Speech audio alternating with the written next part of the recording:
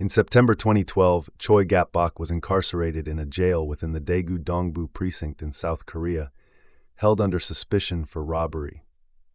He had been confined to his cell for 5 days, a period during which he likely meticulously observed his surroundings, identifying weaknesses and formulating his audacious plan.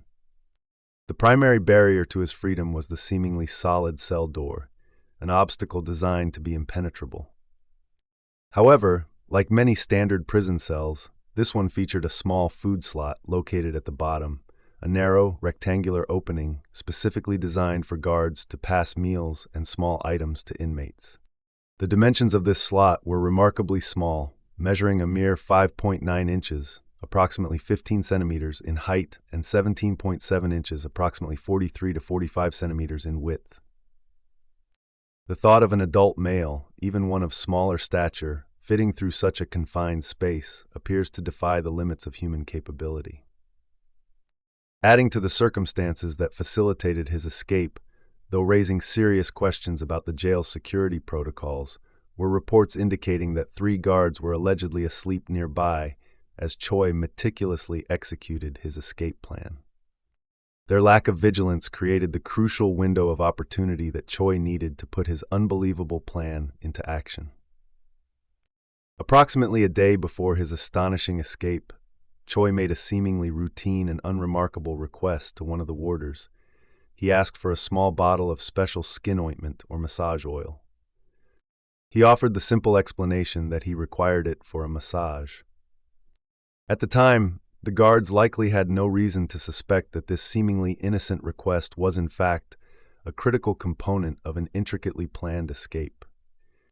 This seemingly innocuous act underscores Choi's calculated and methodical approach, ensuring he had the necessary tools for his escape without arousing any suspicion from the prison staff. Inside his solitary cell, under the cloak of night and the presumed deep sleep of the nearby guards, Choi began the meticulous preparations for his escape. The requested skin ointment was carefully applied to the upper portion of his body.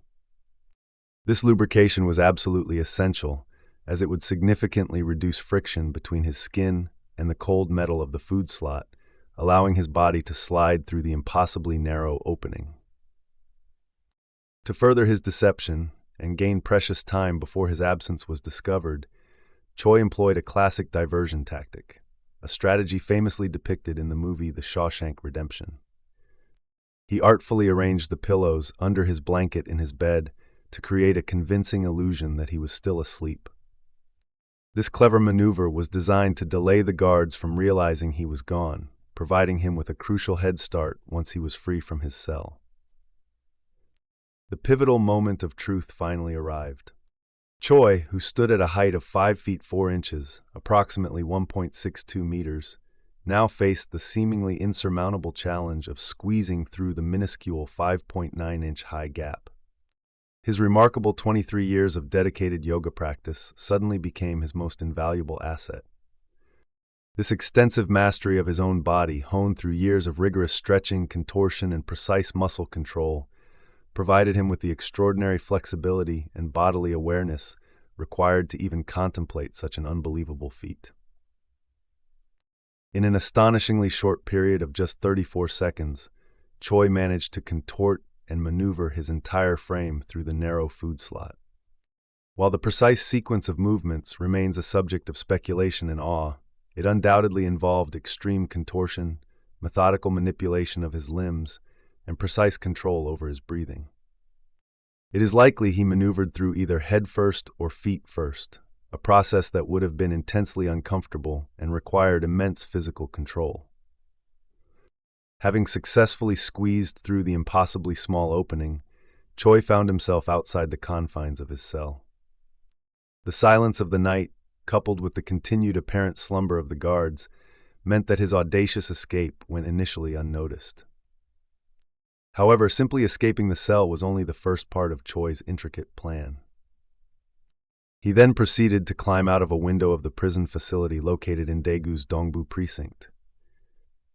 This crucial detail suggests that the food slot escape was not the entirety of his strategy, and he had likely identified other vulnerabilities within the detention center to facilitate his complete getaway. For a remarkable 6 days, Choi Gap-bok remained at large, successfully evading the pursuing authorities in an impressive display of resourcefulness and determination. Barefoot after his initial escape from the cell, he made his way to a nearby residential area in the vicinity of the police station. There, he reportedly stole a credit card and car keys from an unsuspecting resident. However, he soon abandoned the stolen vehicle approximately 200 meters from a checkpoint in Choyeon-ri, North Gyeongsang, and disappeared into the rugged and challenging terrain of Mount Nam. For the subsequent 2 days, Choi skillfully utilized his natural surroundings to his advantage, reportedly hiding during the daylight hours and moving stealthily under the cover of darkness, traversing the mountainous region that included both Mount Nam and Mount Hwak. His ability to navigate this difficult landscape while evading capture highlights his strong survival instincts and adaptability. His luck eventually began to wane when a sharp-eyed soldier on a bus traveling from Miryang to Changwon in South Gyeongsang Province spotted him. Choi, attempting to appear inconspicuous, feigned motion sickness and subsequently got off the bus at Dongsan-ri Station in Miryang. Following this sighting, the police focused their search efforts on the towns and mountainous areas surrounding this location. Later, clear traces of his presence were discovered in a farmer's humble hut located in Hanam-yup. Inside the hut, he left behind a note expressing his apologies and signing it with the defiant words, "Framed thief Choi Gap-bok." He had also taken some ramen noodles for sustenance and used the farmer's stove. This note, while potentially a claim of innocence, also suggests a degree of desperation as he sought food and warmth during his time on the run. The intensive pursuit finally came to an end on a Saturday afternoon in Miryang, 6 days after his initial audacious escape from the Daegu jail. Choi was discovered hiding behind a water cooler. Upon his apprehension, he repeatedly asserted to the authorities that he had been framed, a claim that may have fueled his strong determination to escape in the first place. In the immediate aftermath of Choi's recapture, he was promptly escorted back to Daegu by the police, still notably barefoot. Acutely aware of his extraordinary ability to escape, the authorities took no chances with his subsequent confinement. He was placed in a specially prepared cell that was notably without bars, situated adjacent to his previous cell. Crucially, this new cell was equipped with a food slot that had significantly reduced dimensions, measuring a mere 11 centimeters, approximately 4.3 inches in height, and 102.5 centimeters, approximately 40.4 inches in width. This swift modification to the cell's design clearly indicates that the prison officials recognized the significant security vulnerability that Choi had so spectacularly exploited. The sheer ease with which Choi, a man of 5 feet 4 inches, could slip through a 5.9-inch gap while 3 guards were reportedly asleep nearby, unequivocally underscored a serious lapse in the jail's security protocols.